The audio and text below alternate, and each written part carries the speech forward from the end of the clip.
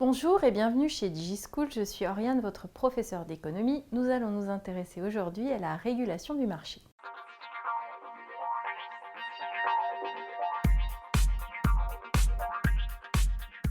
Le marché peut réguler l'économie grâce à une politique de la concurrence. Alors, l'objectif, c'est de donner un cadre économique favorable aux échanges, donc de favoriser les échanges, de permettre leur développement en respectant les règles de fonctionnement du marché. Donc l'État va assurer le respect de ces règles. Alors quels sont les acteurs de la régulation? Il faut entendre le mot État cette fois-ci au sens large, puisqu'il s'agit de l'État français évidemment, des autorités administratives indépendantes dont nous avons parlé précédemment, mais également de la Commission européenne au niveau de l'Union européenne et puis de l'OMC, l'Organisation mondiale du commerce au niveau international, au niveau mondial.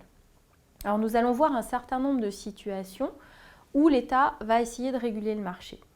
Et lorsque nous sommes dans ces situations, eh bien, les entreprises peuvent être condamnées en cas de ce qu'on appelle des ententes illicites ou des abus de position dominante.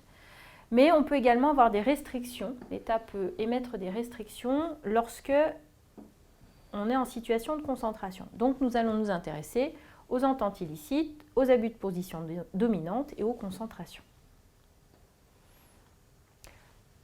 D'abord, l'abus de position dominante. Qu'est-ce qu'un abus de position dominante? C'est lorsqu'une entreprise va profiter de sa puissance économique pour entraver la concurrence. Alors, comment est-ce qu'elle peut faire? Eh bien, elle peut refuser de vendre un certain nombre de produits.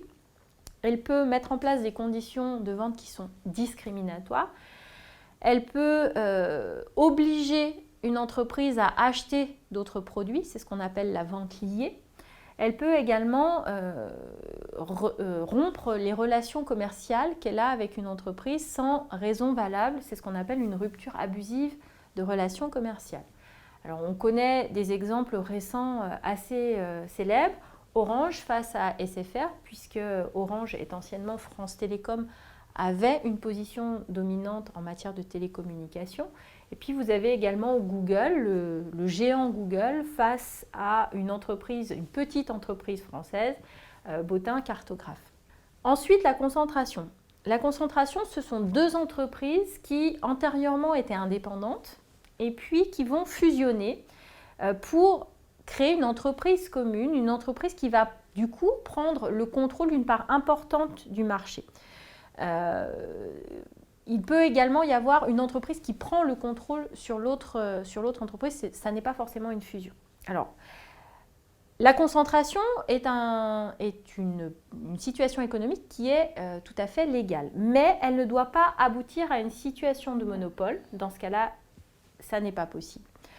Donc le rôle de l'État, le rôle de la Commission européenne et pour l'État français, ça va être le rôle de l'autorité de la concurrence, va être d'éviter justement qu'une concentration aboutisse à une situation de monopole. En 2004, par exemple, la Commission européenne a autorisé la fusion de deux entreprises, Air France et KLM, mais elle a soumis cette fusion à un certain nombre de conditions pour éviter justement qu'on arrive à une situation de monopole.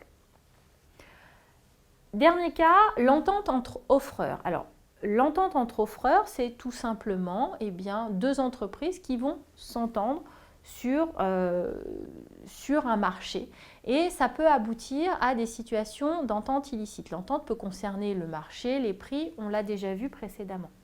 Alors, un exemple récent, en 2014, plusieurs entreprises de champignons en conserve, il ne s'agit pas forcément d'ententes illicites qui concernent uniquement les télécommunications, ont été condamnées par la Commission européenne parce que ces entreprises s'étaient mis d'accord sur les prix et puis s'étaient mis d'accord sur un partage du marché européen. Donc, elles avaient commis un acte illicite, c'était une entente qui a été qualifiée d'illicite. J'espère que cette vidéo vous aura été utile. Je vous invite à consulter nos autres documents et nos autres vidéos sur notre site internet.